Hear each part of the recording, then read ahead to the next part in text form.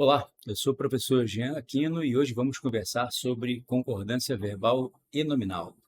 As pessoas já nascem com uma natural propensão a estabelecer a concordância adequada entre os termos de uma oração. Qualquer pessoa de formação mediana entende que se uma pessoa sorriu, duas pessoas sorriram. Qualquer pessoa entende que se o homem é educado, a mulher é educada. Note que a alteração de um termo implica a alteração de outro.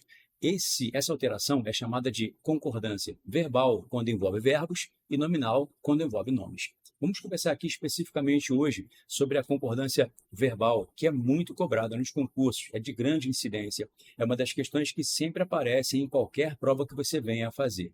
O que é concordância verbal especificamente? Tecnicamente, significa concordar o verbo com o sujeito, ou seja, se uma pessoa saiu, duas pessoas saíram.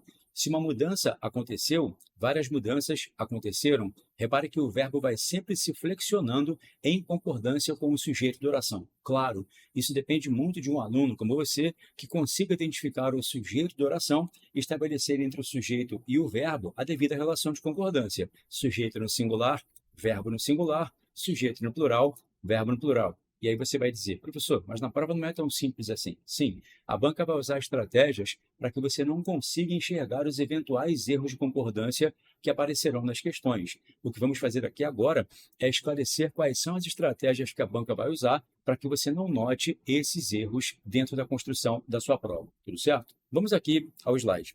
Veja bem, primeiro, o que é concordância verbal? É todo o processo de alteração, de flexão que os verbos sofrem em concordância com o núcleo do sujeito. Veja aqui esse período. O homem que lê se mantém informado, tem acesso a informações relevantes e não crê em tudo que vê nas redes sociais.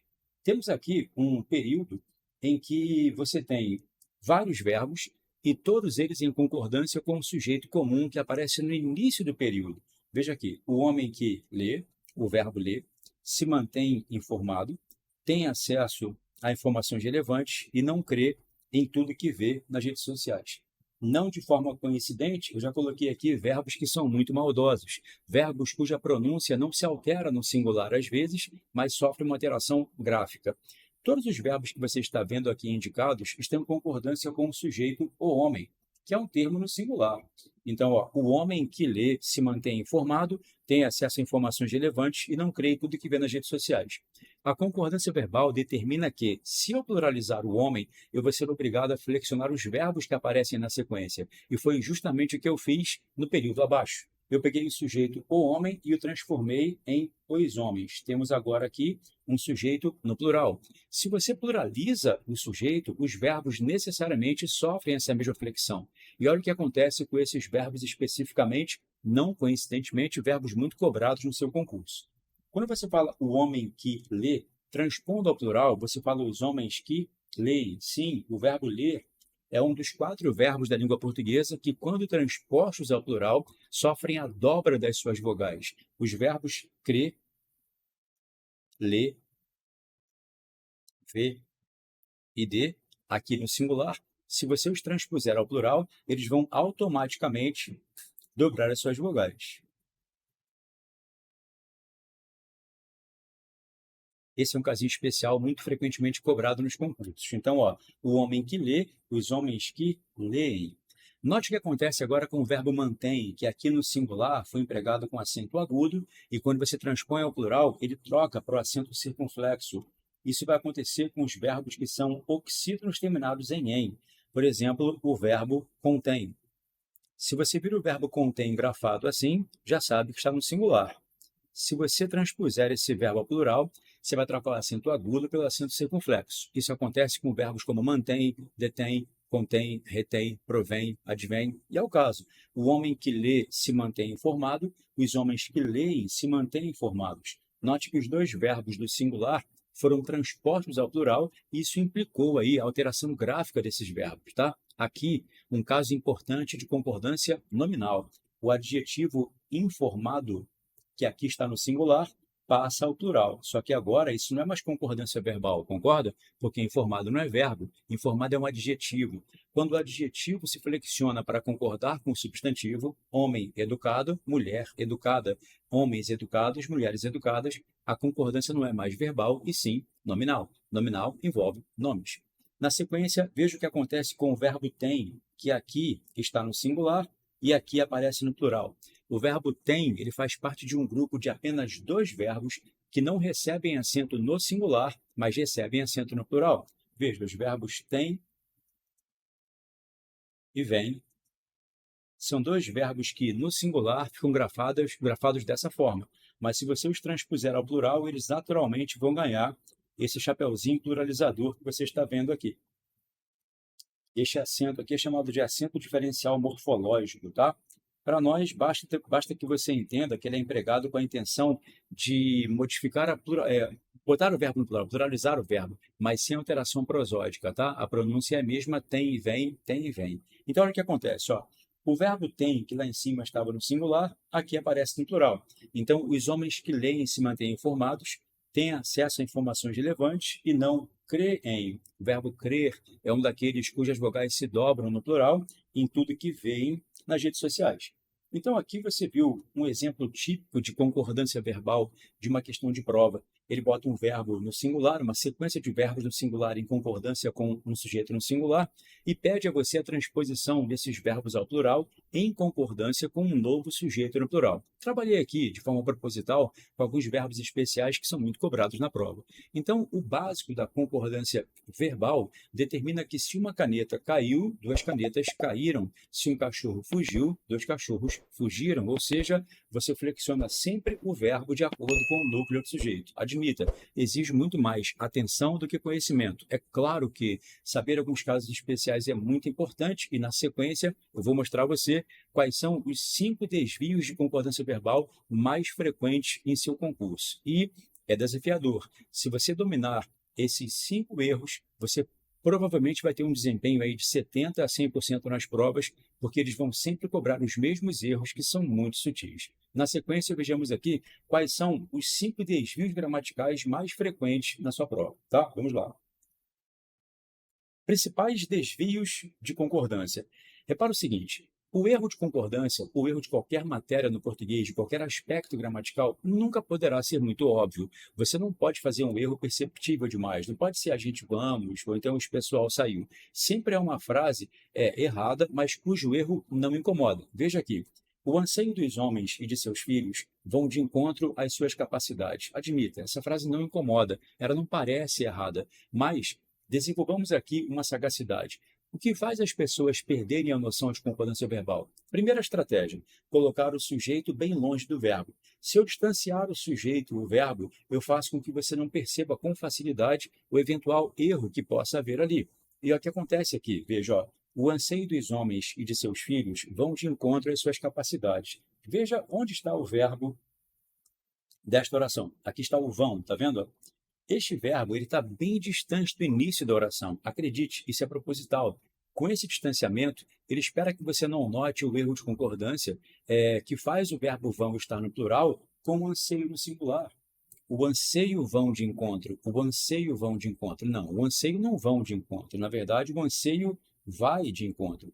Só que ele estica tanto esse sujeito que ele consegue estabelecer uma calculada distância entre o núcleo do sujeito e o verbo. O que realmente vai de encontro às suas capacidades é o anseio. O anseio vai de encontro. Não são os homens nem seus filhos. O núcleo do sujeito aqui é anseio, e é este anseio que vai de encontro às suas capacidades. De forma proposital e maldosa, a banca coloca termos no plural dentro do sujeito para te passar uma falsa impressão de concordância. E pior, eles colocam um e para que você tenha a falsa impressão de que se trata de um sujeito composto. Mas, na verdade, o que vai de encontro às suas capacidades é o anseio. O anseio vai de encontro. Estratégia 1, colocar o sujeito bem distante do verbo. Ouça a minha frase. A gente, por mais que nunca reconheçam o devido valor que temos, repara como eu falei, a gente temos, e eu consigo fazer você não perceber esse erro. A gente, por mais que nunca reconheçam o devido valor que temos, você fala a gente temos e disfarça o erro de concordância usando a estratégia do distanciamento. Então, Primeira estratégia da banca contra você, colocar o núcleo do sujeito bem distante do verbo. Vamos à segunda estratégia para mascarar erros de concordância. Essa é a minha favorita. Quando surgem provas contundentes, chega ao fim as divagações. Aqui, dois verbos, dois erros. Eu tenho primeiro aqui o verbo surge, depois o verbo chega. E acredite, os dois verbos aqui estão errados. A estratégia que foi utilizada aqui para você não perceber o erro de concordância foi fazer a inversão dos termos da oração. A nossa mente tem uma falha cognitiva engraçada. Ela não pesca erros de concordância quando a frase está invertida. Se eu disser que muitas pessoas veio, você nota o erro. Mas se eu falo que veio muitas pessoas, a sua percepção já não é a mesma, reparou? Se eu falo que duas meninas saiu, você nota o erro. Mas quando eu falo que saiu duas meninas, eu consigo mascarar o erro. E foi exatamente o que foi feito aqui. Em ambos os casos, os erros de concordância são mascarados pelo hipérbato, pela inversão dos termos da oração. E é o que acontece na oração 1 e é o que acontece na oração 2. Vejamos. Quando surgem provas contundentes, fala para mim, o que surge? O que surge são provas contundentes. E você certamente nunca diria que provas surge. Provas surge. Na verdade, quando surgem provas contundentes, a estratégia é usar a inversão sintática como forma de mascarar o desvio de concordância que possa haver ali. Porque uma pessoa normalmente consegue perceber o erro fácil quando você fala, por exemplo, que várias novas pistas surgiu. Mas se você diz que surgiu várias novas pistas, isso mascara o erro. A nossa mente ela não tem a mesma capacidade de identificar erros quando as frases são invertidas. Tá? A mesma coisa acontece na próxima oração. Chega ao fim as divagações. Fala para mim, o que chega ao fim? As divagações. As divagações chegam ao fim? Não, as divagações chegam ao fim. Então, até agora você viu duas estratégias que a banca vai usar contra você para mascarar o erro de concordância. Estratégia 1, distanciamento. Estratégia 2, inversão. Se ele faz o distanciamento, você perde a noção de concordância porque o verbo está muito longe do núcleo do sujeito. Se ele faz a inversão, ele trabalha com essa dificuldade que a nossa mente tem de identificar erros de concordância quando a frase está invertida. Vamos à estratégia número 3 das bancas. Sempre houveram questionamentos. Aqui, um campeão dos concursos. Se você é concurseiro, você certamente já viu o verbo haver em alguma prova, que ele sempre estará por lá. O verbo haver tem uma particularidade que o torna interessante para as provas. Ele não admite plural quando é sinônimo de existir ou ocorrer. Quando você diz sempre houveram questionamentos, você poderia ter dito sem problemas, sempre existiram questionamentos. Ou mesmo sempre ocorreram questionamentos. Só que se o verbo haver é sinônimo de existir, guarde isso, ele é impessoal, sem sujeito e sem plural. Nunca diga sempre houveram questionamentos. O certo seria sempre houve questionamentos. O verbo haver não admite pluralização quando é sinônimo de existir. E as coisas podem ficar bem piores para o nosso concorrente, não para você, evidentemente, porque eles podem combinar o que você viu até agora em uma só frase. Por exemplo, olha só. Se ele diz que vários rumores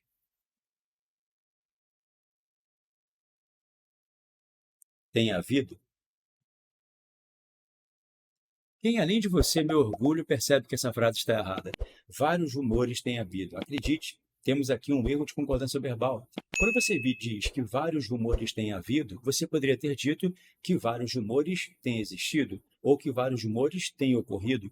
Acontece que o verbo haver, quando é sinônimo de existir ou ocorrer, ele não admite plural. Não só ele, como os auxiliares que se ligam a ele. Então, acredite, o chapeuzinho do tem estragou a concordância. O certo aqui seria apenas tem sem acento. Não se pluraliza o verbo haver na acepção de existir. Nem ele, nem os auxiliares que se ligam a ele. Então, fique muito atento. O verbo haver, ele é campeão de incidência em provas. Toda vez que você ouvir, você vai tentar trocá-lo pelo verbo existir. Caso você consiga, já deve saber. Ele é impessoal, não terá sujeito e não terá plural. Fique atento. Vamos à próxima. Consolidou-se algumas manifestações de preconceito. O verbo consolidar, ele é um verbo transitivo direto. Quem consolida, consolida algo. O verbo consolidar, sendo um verbo transitivo direto, ele vai ter um complemento chamado de objeto direto.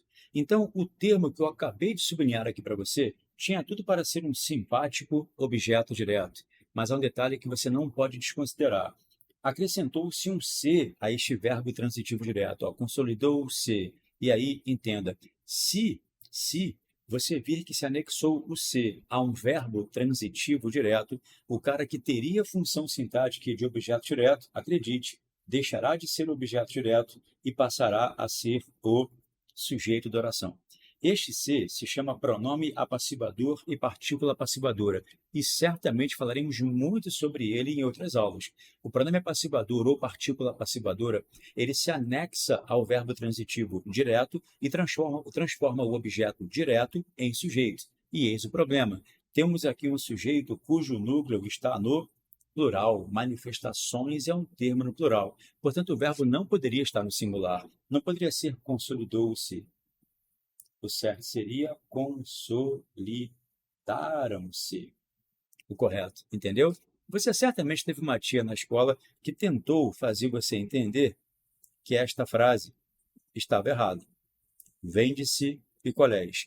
Ou ela usou aluga-se casas, ou conserta-se sapatos, ou então aluga-se apartamentos. O que importa é entender que esta frase tem um clássico erro de concordância, que se deve ao fato de o verbo vender ser transitivo direto. Quem vende, vende algo.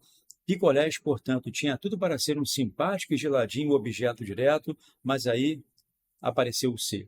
O "se", junto ao verbo transitivo direto, vai transformar automaticamente o objeto direto em sujeito. E se ele virou o sujeito da oração, nós temos aqui um erro de concordância, porque se o sujeito está no plural, o verbo também deveria estar.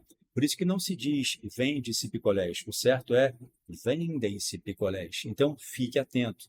Se você vir que eles colocaram um "se" junto a um verbo transitivo direto, isso vai transformar o objeto direto em sujeito e fará com que o verbo e esse sujeito mantenham entre si a clássica relação de concordância. Ou você diz aluga-se casa, singular, singular, ou alugam-se casas, plural com plural, tá? Vamos lá. Aqui, a última estratégia que a banca vai usar contra você. Mascarar erros de concordância combinando um pouco do que você viu até agora. Primeiro, fazem anos que não se vê ataques dessa magnitude. 2 verbos, 2 erros. Fazem anos, guarde isso. O verbo fazer, quando indica tempo decorrido, não admite plural. Não interessa há quantos anos eu te conheço. Eu não posso falar que fazem anos que eu te conheço. Faz anos que eu te conheço. O verbo fazer, que indica tempo decorrido, é impessoal, sem sujeito e sem plural. Portanto, nunca diga amanhã farão 5 anos que o Rodrigo saiu. Amanhã fará 5 anos. O verbo fazer, que indica tempo decorrido, é impessoal, sem sujeito e sem plural. E na sequência, eu repeti um erro aqui, combinando 2 fatores. O verbo ver é transitivo direto, certo? Quem vê, vê algo. Ataques seriam um simpático objeto direto, mas veja quem apareceu aqui, o "se", o PA, o agente do caos. Ele se anexa ao verbo transitivo direto e transforma o objeto direto em sujeito. A questão é, se o sujeito está no plural, o verbo também deveria estar. Portanto, não é não se vê, o certo é não se vêem. Veja como a banca consegue combinar 3 maldades. O aluno tem que saber que esse verbo tem as suas vogais dobradas no plural, tem que saber que o "se" transforma o objeto direto em sujeito e tem que reconhecer um erro numa frase invertida. A frase correta, portanto, seria faz anos que não se vê em ataques dessa magnitude. Vimos aqui 5 estratégias que as bancas vão usar contra você para mascarar os erros de concordância. Esteja sempre atento a essas 5 estratégias para que você possa ter um desempenho muito bom na resolução das suas questões. Espero que tenha sido útil. Até breve.